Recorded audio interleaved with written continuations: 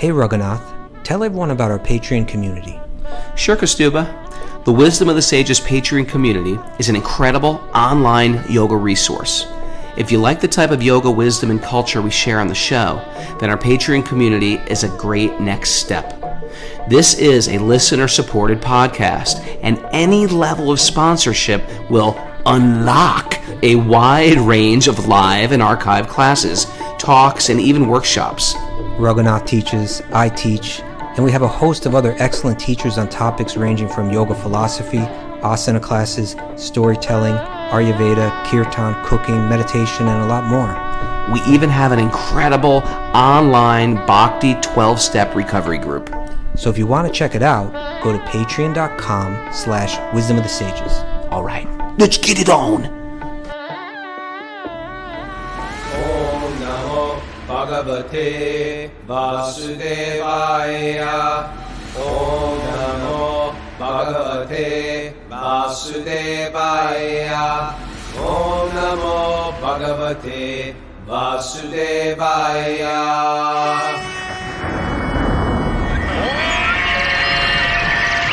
Come on!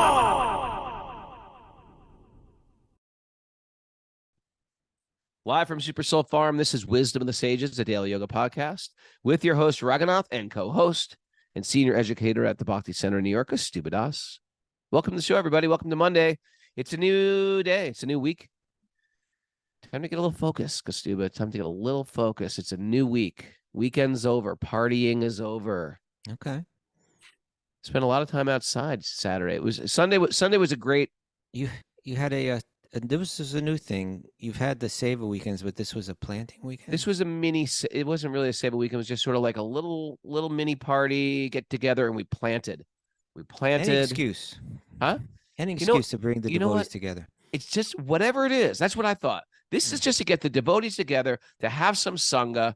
It was a little disorganized, but it was very informal, and we just did it, and it was fun. And Lori Pag was there, and the simple things, Raghunath. You cook together, you eat together, you sing together, you dance together, you tell stories together. That's the essence of culture right there, right? That's the essence of a party. Yeah. And life should be joyful and a community. Yeah. And you know what? Everybody wants community now. Everybody wants it. And they're like, what is wrong? Why don't we have community anymore? We've got a great community here. We've got what everybody wants right here. Okay. Right here. We've got a great, wonderful community. I love the fact that even the fact that it's an online community, it's the perfection of being online. Well, here's the thing, though. Right? Yeah, go ahead. Well, I was just going to say that it's music, one thing message boards. Oh, you're lagging, brother. Come on back. We're going to have something really substantial. We could all connect on a very, very subtle, deep level. Well, that was my point, is that it's one thing to sing and dance and eat and so on. And be merry. And be merry. But it's another thing to do it within the context of this wisdom culture. Right. Sure. With a culture where you're trying to understand life more deeply, you're trying to become better people, you're trying to uncover things that are generally covered, that are the most special aspects of life. So when you got a sweet culture like that, a beautiful culture where you can get together and have that nice human interaction that inspires one, makes one feel like, oh, life does have meaning. It's not just sitting in front of a television rotting away. Then that gives life meaning. But what to speak of when you can do it within the context of Srimad Bhagavatam, then it just becomes infinitely valuable. Another thing is loneliness. Is a type of mental epidemic people are suffering from now. I was just. Where did you pick that up? Or listening to NPR or something? I was reading it. When I say reading, I mean listening. Psychology to something Today. Yeah, it's a thing. People are lonely, and they're saying, well, what's the bigger thing? Okay, obviously we can't just medicate everybody that's lonely or depressed. There's got to be some, and the host of the show is a podcast, I think, saying, we need community. We need like a spiritual, we need a more like grounding community. People don't have community. It's very important. I think there's important work we're doing. I think it's important work, and I think I feel inspired to do it. And then we have these sage groups. If you haven't heard of it, we get together with a few. And me and Kastuba step back, and we have different sage group leaders, and we start little like. I don't want to Sage say group. cell because those are for terrorists, but No, cells. There are healthy cells. cells and there are Healthy unhealthy cells. cells. Yeah, I guess there's healthy cells and unhealthy cells. There's terrorist cells and then there's positive spiritual cells, like good bacteria and bad bacteria. So it's a good cell where we come together and we break into small groups. I don't know. You picked that. I was going with the health metaphor there too. In other words, there are cells in your body that are cancerous, and then there are cells. Okay, all right. Yes. So, and I think it's important. And then we have these live things where people come to the farm, or we go to New York City, or we did Italy and we do India, stuff like that. And I think those are important too. And then there's something very human about it, about sitting and breaking bread with each other, breaking chapatis with each other, and laughing together, wrestling sometimes. Now stop right there. Okay. Why don't we check in with Mara? Mara, any announcements to make? I feel always a little awkward when I say live from in the Super Soul Farm with your host Raghunath and co-host Kostuba, and then all of a sudden she's just sitting there like knit one, pearl two, knit one, pearl two. I feel like I'm completely like, let's ignore Mara. No, Mara, can we bring her in? And with Mara, it should have a little thing. And Mara. Okay. Sorry about that, Mara. If you ever feel. You don't need to apologize. Okay. We have Back to Recovery group meetings today at 1 p.m., 2 p.m., and 9 p.m. Eastern time. And our 2 show and is 9. We got 3 meetings today. yeah, 3 meetings today. That is Morning, beautiful. afternoon, and evening. Yeah. I was appreciating because I was listening to the Back to Recovery podcast again, and I was thinking, damn, this is an entirely parallel thing that we were sort of on the ground floor with. I'm not taking credit for, but it was a big part of what we were doing at first, and now it's like a giant snowball getting bigger and bigger and bigger here to transform the world. The Bhakti Recovery Group. I'm like really impressed, and I'm not impressed just with what's going on with the Bhakti Recovery Group, but it's going to do so much good. And again, it's one of those things people need because culture drags people. What? Even though it's great, but we got to get in the show. We We did that part of the show already. But it's good. You're inspired. I shouldn't be cutting you off. You're inspired. Go, please run. With Here, it. shove a. Why don't you shove a tennis ball in my mouth and duct tape it around my head? No, you're enthusiastic. You just came off a weekend where you're feeling that community sense. Well, yesterday was sunny and we were out in the garden and we were planting stuff.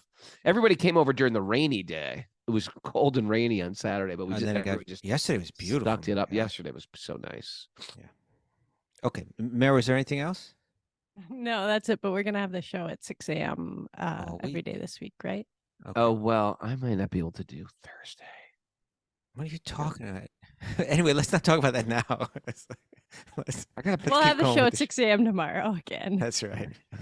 Can't we just live one day at a time? Okay. Why don't we do one nugget at a time? Why don't we move on to the nugget? One nugget at a time. We're gonna. Who we got? One day at a time. Who are we hearing from today? Remember that show? One day at a time. I don't want to remember that show. Who are we hearing from the nugget today? Your friend and mine. Yeah. The politician among saints and the saints among politicians. Oh, yeah. Mahatma Gandhi. The Indian lawyer, anti-colonial nationalist, and political ethicist who employed nonviolent resistance to lead the successful campaign for India's independence from British rule. He inspired movements for civil rights and freedom across the world. And the honorific Mahatma, from the Sanskrit grade sold or venerable, first applied to him in South Africa in 1914 and is now used throughout the world. They call him Mahatma. That's not his name. It's not his name. They gave him like an honorific title. Mahatma. What's his name? Say his name, Raghunath. Say his name. I actually hate when people say that. The only people I allowed to say that. The only people I allowed to say that are Beyonce and say his name. That's not she. No, that's say my name. No, Destiny's Child. What is his name? AK. What is his name? No, it's not AK Rangaswamy. It's Mohandas. Oh, Mohandas. Name Mohandas. Name for servant of Krishna. Mohandas. Mohan. Is that his name? Mohandas Gandhi. Yeah, Mohandas Gandhi. Okay, let's hear his Truth. nugget. Here's what he said. Yeah. He had a lot of good sayings. He did. And they said he was dying. When he died, he chanted Ram's name. It's been said. It's been It was said in the movie anyway. You ever dream about your death? Like, do you want like a romantic death, like Krishna? I don't. You don't think about how you're gonna die? I don't have romantic visions of it. Okay. I hope it's not just like I'm hit in the head with a bat or something. Like, I hope it's sort of like everyone's chanting around me. There's a big kirtan going. Kostuba's putting tulsi in my mouth. There you go. Right. You know, I'm gonna be Mara's, like, I'm gonna rubbing be like, my oil, no, my forehead you're with gonna be rose lying there. oil. You got like a few breaths left, and I'm gonna have that tulsi leaf, and I'm gonna be like, open up your mouth there, Bubba Ganoush. Come on.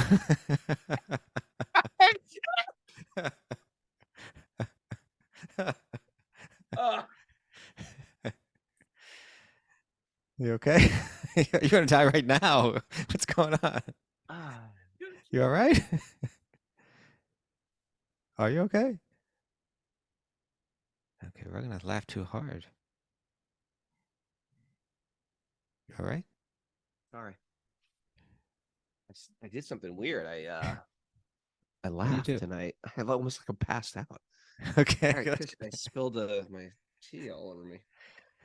Okay. Oh, That okay. was a weird experience. All right, stop making something about when you say Bubba Ganoush. Okay. I lose my mind. I like fainted. Why? I fainted without falling down. I think that's what happened. Wow. Sorry.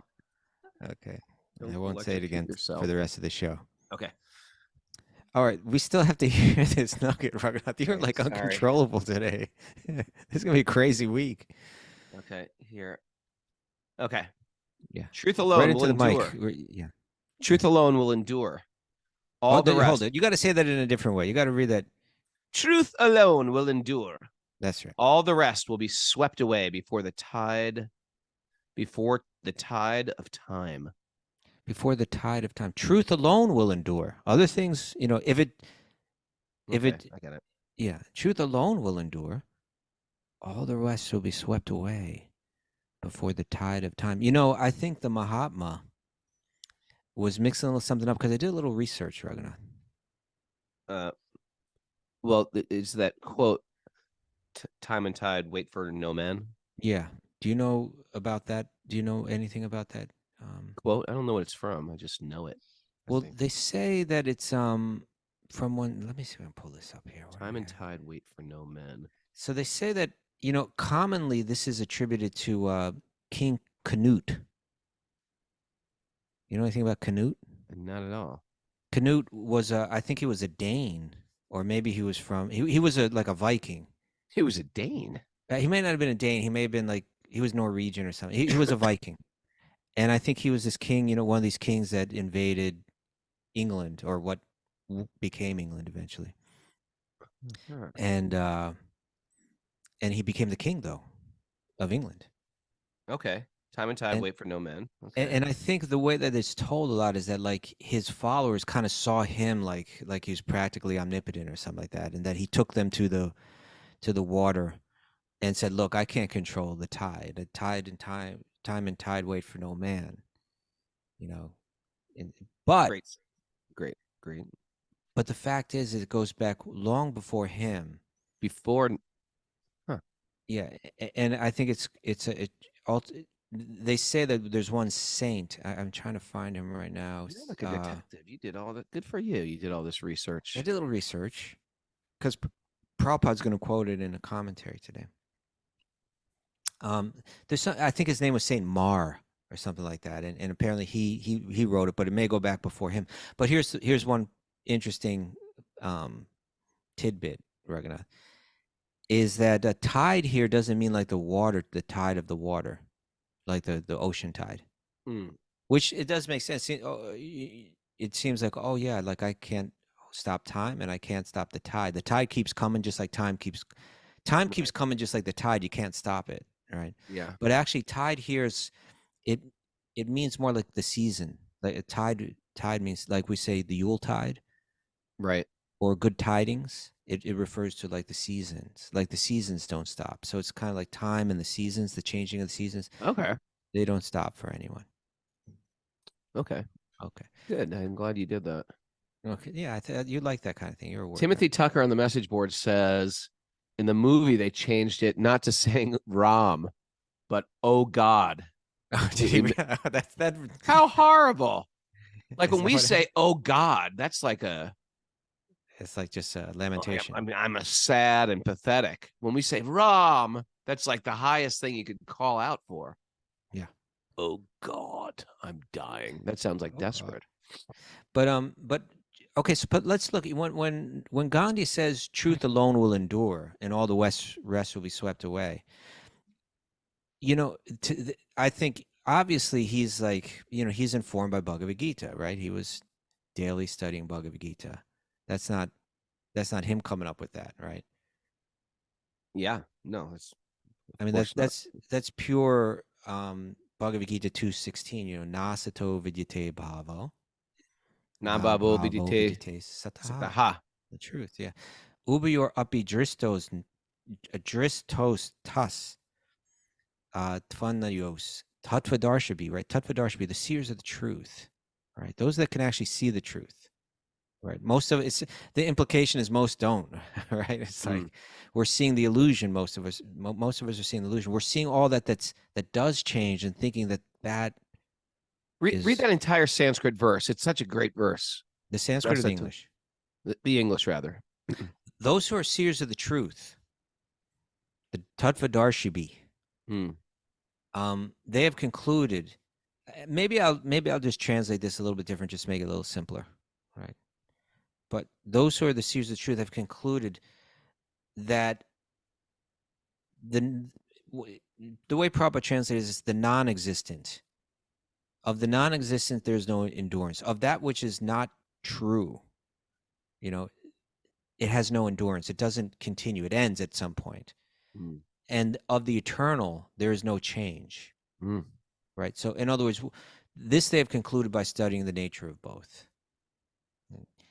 They look at, it was interesting where I almost pulled up another nugget today, but maybe I'll pull it out now. While you're pulling it up, isn't it amazing? Like this is thousands of years ago, and Krishna's speaking about these people that are seers of the truth, like they existed. They're known like bright stars in culture, in society. There's these people that are the seers of truth. The Tattvadarshibi. The Tattvadarshi'bis.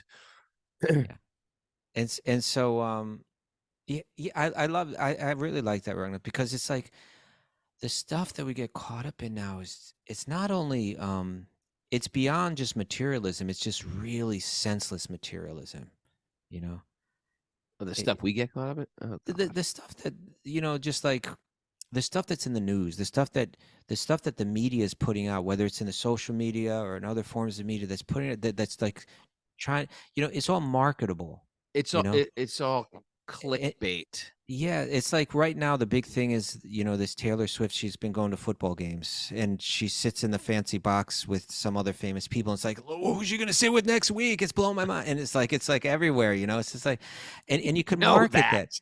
Yeah, you could. How do I know that? Because you can't open up your computer without seeing it, and it's like, but the point is it's marketable. It's like the more clicks you get, the more you can advertise. And so let's throw it up. Then you got to find something wrong with it. So you put like an opposing view, Yeah, there's that kind of thing. Oh, why would that idiot or whatever? But someone wants to sell it because they think it's going to make them happy. And they're not concerned about our consciousness and the quality of our consciousness, the quality of our thoughts. Nobody's concerned with it, and so you're right. It's great that like people would be recognized and glorified as being seers of the truth that they're examining. And the nugget that I was going to pull up, Ragnar, this is from Vincent van Gogh. Oh, you. We call him Vincent van Gogh. Excuse me, but just want to correct you. Yes. And who's the we here? When people I say we, I mean the cultured few. I see. Here at Suicide Farm. So he said, it is looking at things for a long time that ripens you and gives you a deeper meaning. And you can imagine, like, he was this, like, maybe a little crazy, but like deeply thoughtful artist, and he does these still lifes, so he's looking at, that by examining almost anything deeply, it can begin to reveal truths about life. But most of us are just moving around, clicking on the clickbait and not looking at anything deeply.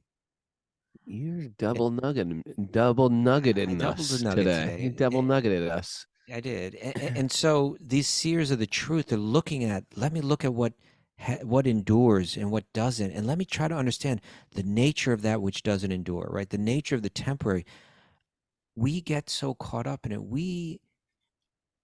It's kind of, I just love the way you and I, Raghunath, we had never thought like this until we came across this stuff. And then whether it was our friends or these books, they started, or these new people that we're meeting, they started throwing all of this stuff out at us. And each one was like, whoa, that's very interesting. Whoa, I never thought like that, Yeah. When we first were introduced to all of this.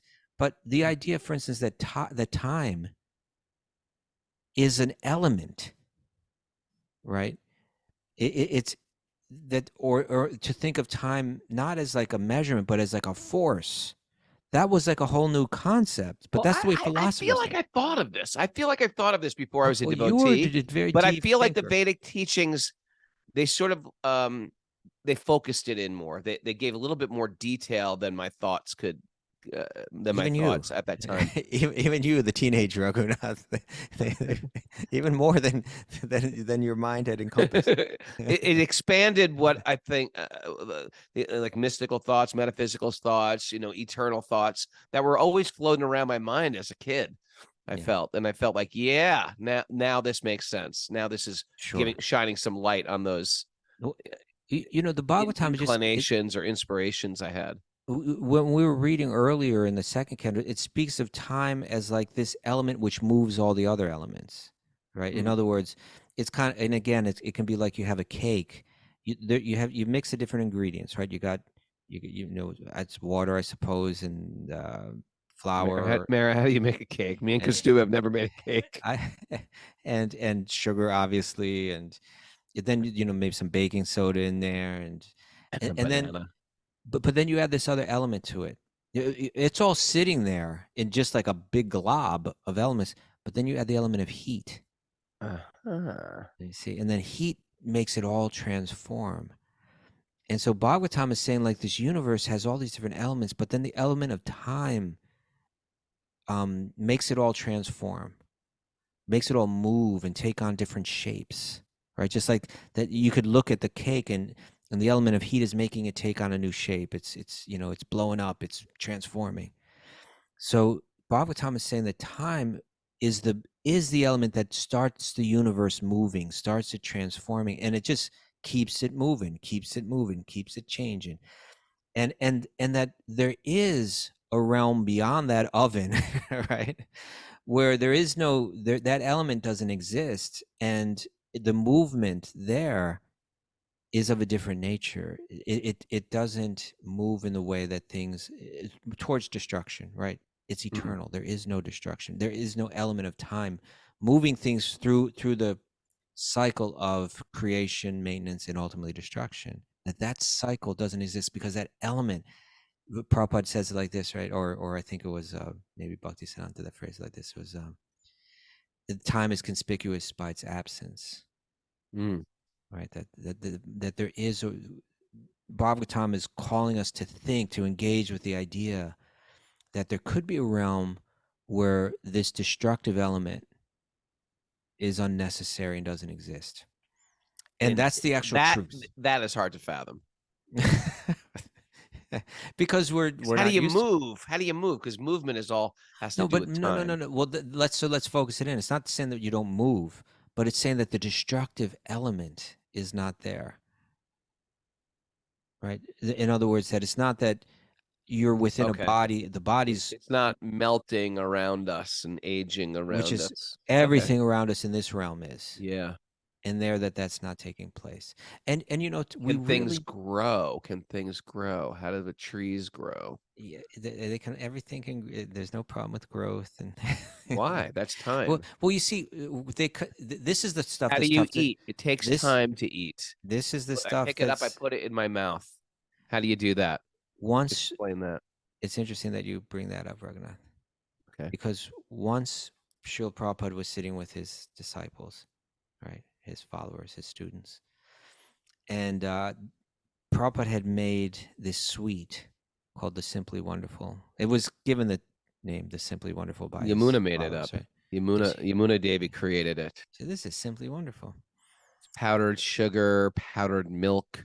And I think that's butter. it. And butter. I think that was it. And it was quite delicious. And you can flavor it with a little, you know, you a little Mint. like Sometimes orange you rind. yeah. What do you call it when you Orange rind, I think they call it. no, but when you Oh, when Mara's you got some. grind it, Tell us some cooking Oh, information, Mara. Orange peel or orange zest.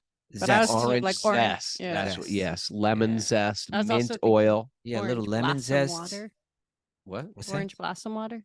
Orange blossom water. Okay, I don't that? think she Mix a did little of that. that in there. We Yeah, used to see, do it with carob powder too. something Simply people put Wonderful. raisins in there, currants, things like that. Yeah, that's Any how you. case. That's how you ruin it. Okay. Why would you throw a raisin in that most delicious thing? No. It can be good, Raghunath. It can be good.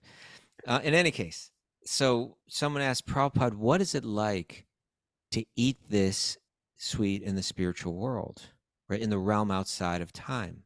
Oh, interesting. Because when we What did he eat say? something, What did he when say? we relish anything, we put it in the mouth, we eat it for a moment. It's pleasant, Good on the and then pleasant on the palate. It and then it's over. disappears, and you're Yeah. lamenting. Where is that? Oh, it was so good. More. And you're So- like, I eat another one. And then after a while, I was like, why did I eat so much of those Simply Wonderfuls? I Right. feel simply horrible. So he said, in the spiritual realm, to eat it means like when you eat that bite, that taste, you're tasting it forever. Imagine that, tasting it forever. Like, oh yeah. Oh, good. So again, you have to try to wrap your mind. And you know, even for someone like Einstein, who's trying to, you know, he played a lot with time, right? I think time became a really Really? he began to say like time is an illusory. You know, like he had these different ideas about time. I don't know so much about it, but quantum physics plays with time in a whole different another way. So when someone like Einstein or a quantum physicist is speaking about this, it's hard to stretch our mind around different dimensions that we don't experience through our senses. And so it's hard for us to think of to eat something and that you never stop tasting it. But don't you have to stop tasting if you're going to do anything else? No, you can do it's hard for us to conceive of, but we have to try, right? Or Bhagavatam's encouraging us to try engage with this. But here's my point, Raghunath. Yeah. That if time isn't just a measurement, but if time is like this powerful destructive force that you just can't stop, then that becomes a really important element in any equation that we're trying to figure out in terms of making choices or making decisions in our life, right? In other words, rational choices can only be made when you have all the elements laid out on the table in front of you. Yeah. If there's a really important element that's missing, then you're not going to be able to make a well-informed or, you know, rational decision. And so what Bhagavad-gita is telling us, what Gandhi is telling us in his nugget today, is that time is a super all-important element that plays into every decision that we make in life. That everything that we're investing in, we tend to ignore the element of time. That in a very short amount of time, whatever you're investing in is going to disappear. So be very careful about how you invest, and can you invest in something that's not going to disappear? Can you invest in something that endures? Can you rather invest in something that's eternal? And that's what Bhagavatam is encouraging us to do. Oh, the material world's depressing, isn't it? It doesn't have to be, Raghunath. Well, the material world has to be depressing. I mean, if it's not connected with spirit, because it's so damn temporary and over. Yeah. And completely covered by the time factor. Yeah. Which takes everything you love away. Yep. Good morning. Anyway, by It's the way, good morning. Yeah. Anyway, I experienced a very peculiar phenomenon earlier in the show. I think I fainted. What I think I happened there, fainted, man? and no one said anything. No one cared, I feel. No, I was right here saying, Raghunath, are you okay? What's going on? Yeah. And no one on the board. You was were saying anything. fainting. How do you People know were what? gonna be like, is he okay? Oh, No, this is one of those things. You're like, I'm going to die, and no one's going to care. Isn't that true? Whatever. This is look at you looking for validation on the chat board. Was. I mean, it was something. I mean, I knocked over a thing. Mara's like rushing around. We didn't know that you'd fainted, Raghunath. It was I like thought you were probably like, coughing or something I like was that. talking into the wrong microphone. I had lost my mind for a moment. That was weird. What did you think? Stupid and I were asking if you were okay. All right. Well, first of all, it appeared like one of your typical like laugh fits. It was, but it was a laugh But that I then think it stopped to the another blood to level. my brain. Wow. This might not be the first time it occurred on the show, even. Yeah, No, maybe this was has the happened first before. time. I mean, I've laughed when I felt like, oh my God, I'm going to die. At that time, I felt like I almost like left my body. Wow. Okay. Namrayanam namaskritya naram chaivanarotamam devim saraswatim vyasam tatojayam mudirayat. Before reciting the Srimad Bhagavatam, which is over means of conquest, one should offer respectful obeisances to the Supreme Lord Narayan, unto Narayan Rishi, the supremmost human being, unto Mother Saraswati, the goddess of learning, and to Srila Vyasadeva, the author. Nasta prayeshva badreshu nityam bhagavat sevaya bhagavati uttama shloke bhaktir bhavati naishtaki. By regular attendance in classes on the Bhagavatam and by rendering service to the pure devotees, all that is troublesome to the heart will become eradicated.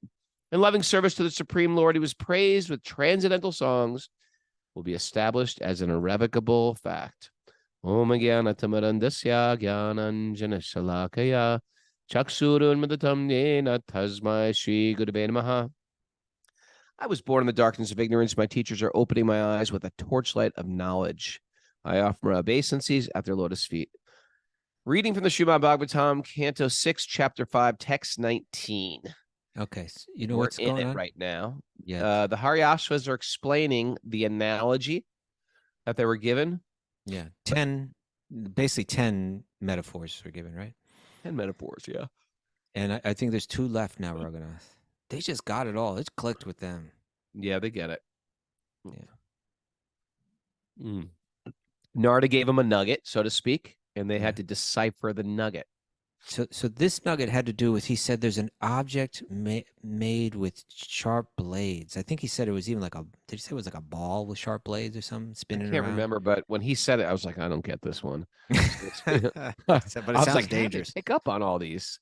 Yeah. It was like a riddle. It's like getting a riddle. It was a riddle.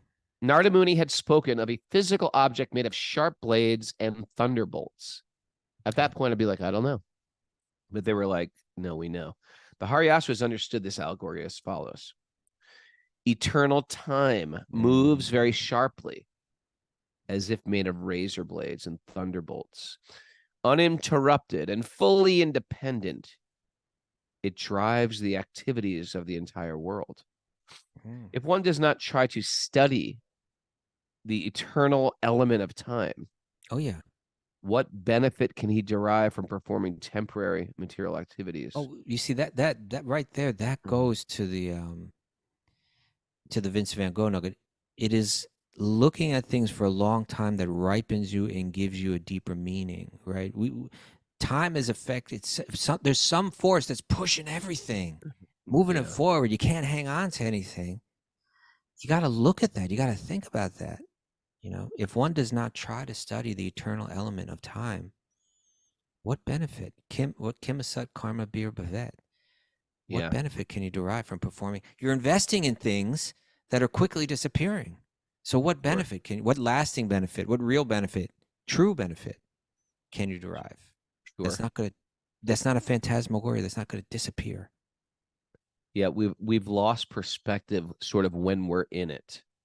And we never quite understand. This thing has a beginning, a middle, and an end. And this is how it turns out generally for everyone. And this is some other unique situations that happen. Like if you look at, some people die in their childhood. Some people die in their midlife. Some people die a disease left. Some people take materialistic paths, they get attached to things and they suffer. Some people start to develop a detachment from things. Some people are trying to race around, see how many women you could be with in one lifetime. So many people try to accumulate so many things. When you take a picture of it and see how time works and what people do within that bubble of time, then you start thinking of it in a different way. Otherwise, I'm just sort of like in it and I'm going around, I'm trying to sort of like driving on autopilot, however I was conditioned to be. Yeah. So yeah, for the yogi, this is a big thing, is sort of like pulling over your speeding car, checking out the map of where you're going, what's important while you're here. Are you going on a scenic drive? Do you have to be somewhere by tomorrow? Is just a mad rush to a finish line? What am I doing while I'm here in this little unit of time? And from that, we can derive like substance, contribution, depth, and some meaning. If one does Say not that again. try What were to, those for again? I don't know. God said them Time through took my it away. body. Yeah, I remember Substance, depth, I remember those. contribution, and meaning. Thank you. I remember those tapes we used to listen to by Stumba. Right, he was this really creative communicator. Empowered speaker. Yeah, and Yeah. he I remember he said something like, it's kind of like like what is something that's become recently obsolete? Obsolete? A telephone? Well, people An still use answering telephones. machine? Okay, let's say an answer machine, right? Like you used to what do buy. you call a floppy disk? Okay, let's say a floppy disk, right? Let's say there's some company out there that produced the floppy. Let's say all they produce is floppy disks, right? Yeah, right. And they're still around, but like, and you decide, let me invest in floppy disks, right? It's like you haven't looked carefully at what floppy disks are in the market in which they exist, and you haven't recognized that all that you invest in them is going to quickly be gone, right? Like you're going to take your effort, which has now your time and your effort, which is now taken the form of money. Yeah. And you're going to invest it in something that like next week is going to have no value. It's going to be gone, Right. as a matter of fact, right? It's going to be gone. What kind of rational investor would do such a thing? Right. It's such a waste. And so texts like this, Bhagavad-gita, Srimad Bhagavatam, are saying, well, just take a look. What are you investing in? I'm investing in my home. I'm investing in my family. I'm investing in, the marketplace. I'm investing in romance. I'm investing in sex. I'm investing in all these places that for sure they're going to be obsolete in a short amount of time, and there's no stopping it. So is there something that you can invest in that's not going to disappear? Think about it. Examine it closely, right? No ROI, return on investment. Oh, look at you, breaking. Look, you got all kind of. All right, it's time to bust out some very good Shelter lyrics. Oh, here we go. Okay. This is one of my favorite lyric songs. I've said it on the show before, but it's good lyrics. How many times? How many times have I said it on the show? You rascal. No, go ahead. I want to hear it. All right, listen to this. Yeah. What's the song? It's called The Hands of Time. Oh. All of our heroes, they were forced to go. Yeah. The wealth, strength, and glamour they were made of, where is it now? Profit, position, prestige, and name. All that was valued, but was it a gain?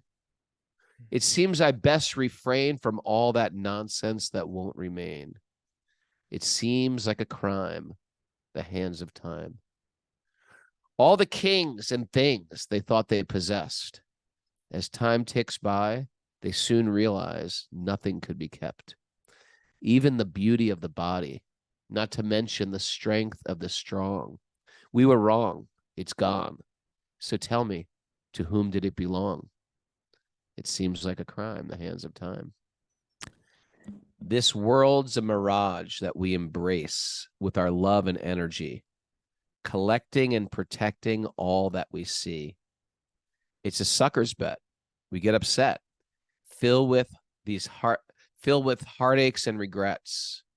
The best investment I see is something to hold on to permanently. The Hands of Time. The Hands of Time. Circa 1993. Great capo. Like that? Come on, that's a good one. No, it's great. It wasn't a popular song, but it was my favorite. One of my favorite lyrics. The Hands of Time, Raghunath. Thank you for that. Thank you. Thank you for sharing that. Let's do a little NPR. Thank you for sharing that song with us. Watch me sing today.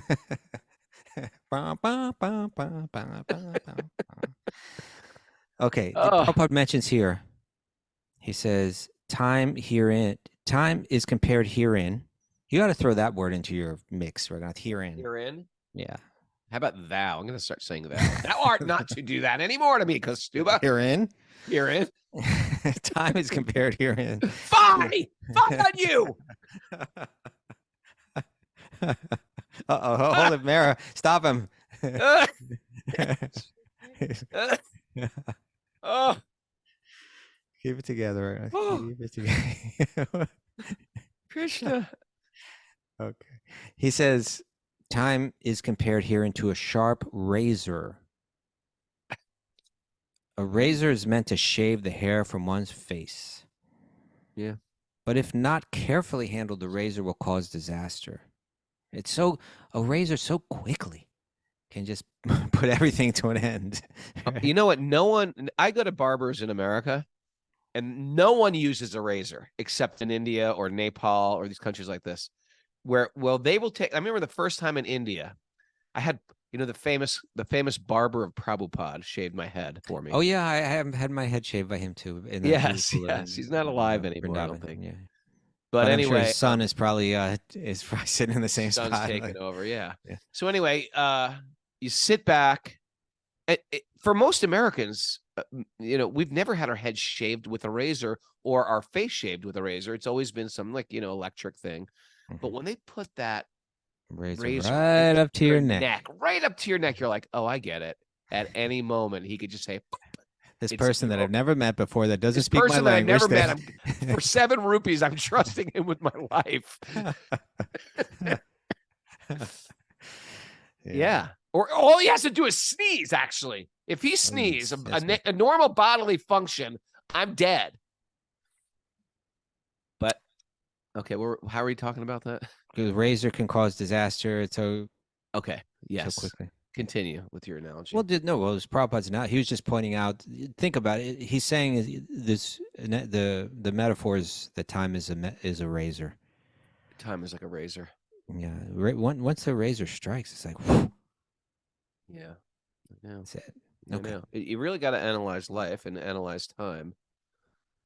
And if not, it's very easy to get caught up. It's very easy to get distressed, depressed, sad. This is why we're doing all this thing. We're like junior philosophers, aren't we? Yeah, that's what we're trying to do. We're trying to become junior, but philosophy connected with liberation. Not just. I love that quote by Prabhupada. I don't know if it's Prabhupada's quote, but philosophy without religion is mental speculation. Religion without philosophy is fanaticism. Mm-hmm. We're actually trying to think deeply. But it's that deep thinking is meant to bring us somewhere.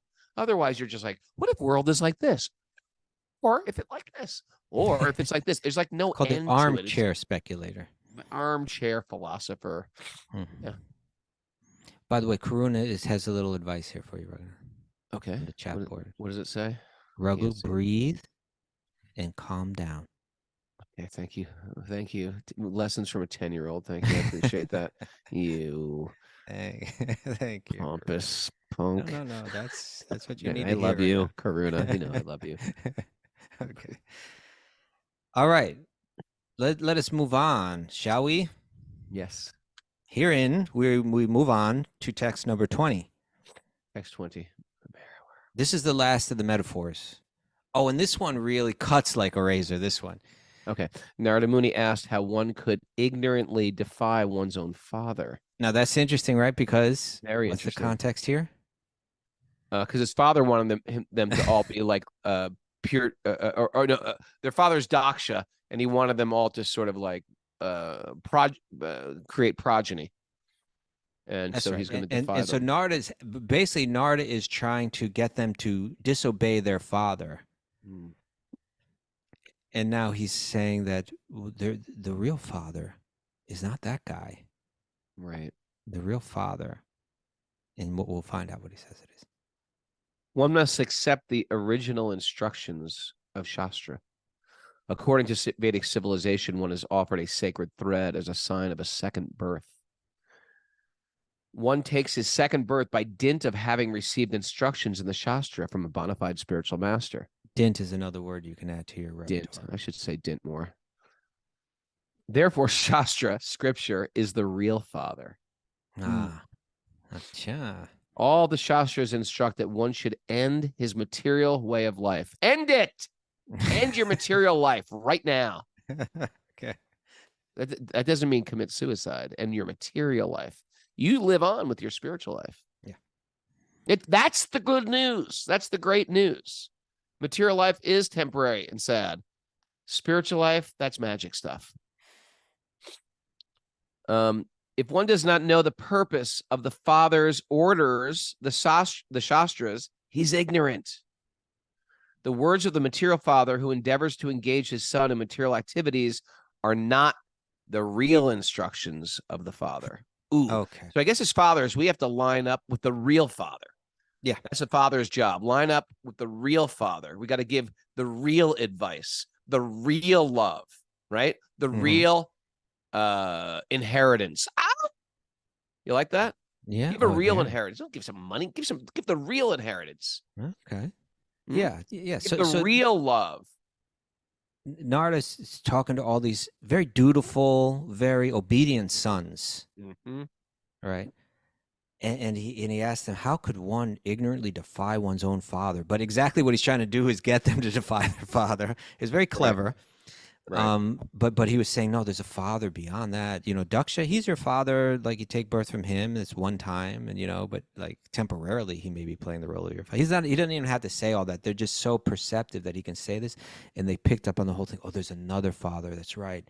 The Shastra is our father. It's the Shastra that gives us good instructions. These ancient texts. That's the real father. How could you ignorantly defy that? Mm-hmm.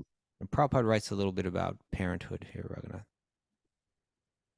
He says, in regard to the instructions of the father and mother, it may be said that every living entity, including even the insignificant cats, dogs, and serpents, take birth from a father and mother. Mm-hmm. Therefore, getting a material father and mother is not a problem. In every form of life, birth after birth, the living entity gets a father and mother. In human society, however, if one is satisfied with his material father and mother and their instructions and does not make further progress by accepting a spiritual master, someone who's dived deep into this, learned it, mastered it, right? Understands it, understands how to apply it. We don't have to think master. Don't let that word trigger us or anything like that, right? Someone who's become learned and knows how to apply this.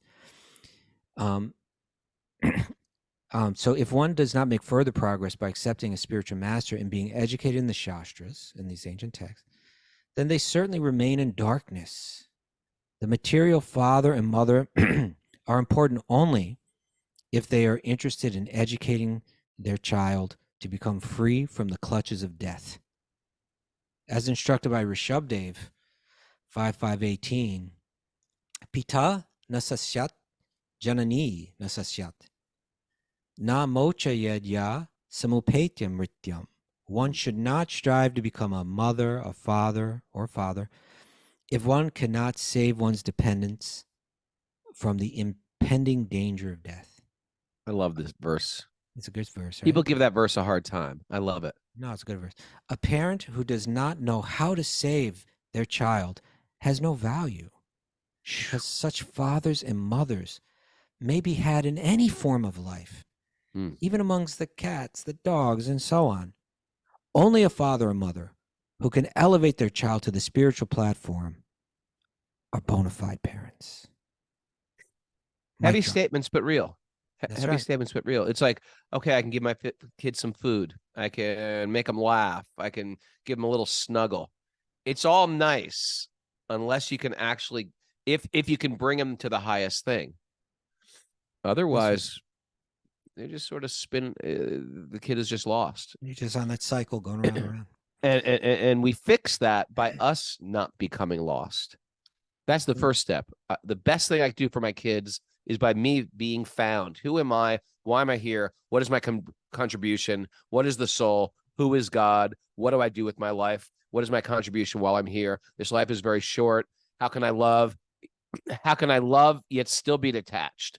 How can I love and parent yet still be detached? How can Understand I don't possess. How can I What laugh? a tightrope this is, huh? How can I laugh How can I laugh without and dying? not faint? How can I thought I might die. I thought I was going to die. Okay, that was a close one. Yeah, that was. Well, the- we're going that to was the- survive another show. just barely. You know, it's interesting is, and someone told me on the phone. One of the Zoomers told me on the phone. He goes, "What is it about when he says Baba Ganoush? You can't stop laughing." I was like, "I don't know what it is."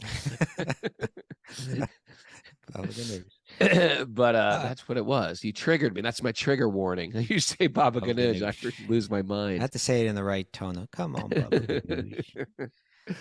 Okay. People are asking what that verse was about. Don't become a father or mother unless you can liberate your dependents. That was spoken by what's it from? Rishabdev in Bhagavatam, Canto 5, Chapter 5, Text 18. Don't become a mother, a father, or a guru, right? I believe so. Yeah. Don't become a mother, father. If you can't can't liberate deliver your dependence. dependence. Yep. Okay, so yeah, the people are saying, Rogan, there was a show that we had back in Italy where there's an earthquake, and it was like, whoa, and then now there's this one where Rogan. Yeah, we need something like a tornado and a fire, a forest fire. What are you talking about? Why? I don't Oh, know. just to complete the shows. To complete like disasters that could have Okay. But feasibly today's happened. was just laughing. We need like a collapse. Like, what's going on? Was there any other disasters besides the earthquake? That was pretty interesting. That was our biggest natural disaster. On That the was show. unbelievable. There was an earthquake during the show, an hour from where we were. No, it was where we were. The earth shook where we were. Well, I know, but it was the epicenter was an hour from where we were, and we were sitting under a massive, maybe a 1,000-pound chandelier. It would have been way more than 1,000 pounds. You know, I will say, you know, sometimes you know how some bands break up and they get bigger after they break up. Yeah. Maybe that's how God wants to take us out, and it'll go get really viral. big. Hey, what you hear about that podcast? The guys died during the podcast. Then everybody gets into the Bhagavatam. Maybe that's our sacrifice. If we have Okay. to, we'll do it. Okay, I got a kid. I got to get to school. Let's wind this up. Okay. Sorry. Sorry. All right. I You got want me to some- hold you up? Okay, Miss Mara, People what's up? people just want community. We've got it. We got it. You don't. You got to careful. You're going to take a deep breath. Slow down. Listen to Crooner. Baby, we got it. What is that song? That's not it. That's It's not. it. We've got it.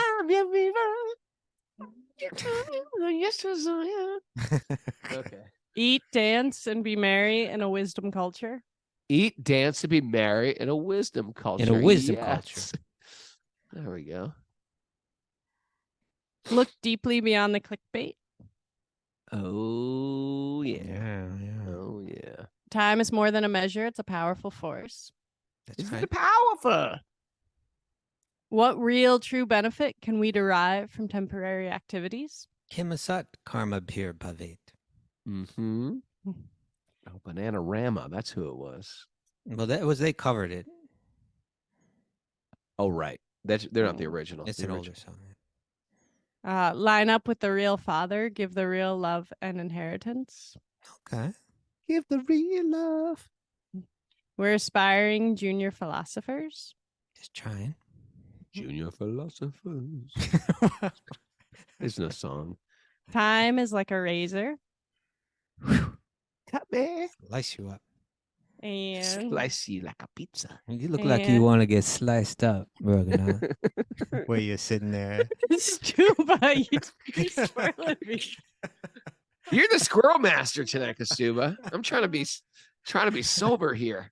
Okay, go. And Miss Mara. floppy disks are a poor investment. That's right. That floppy. Can you see that thing Maturananda did? I just posted on the screen of this wrestling. What? Oh, I didn't post it on the screen. I have it pinned to my screen. Oh, what's he got there? Well, we'll get it. We got you. We got you here. Hey, I want to say Manish said that in the Hindi version they chanted Ram. There's. Look at that takedown. I got Who's Kastuba. winning? I can't tell who's winning this one. I think I'm winning that one. You sure? You're getting pinned, and you're unhappy about it.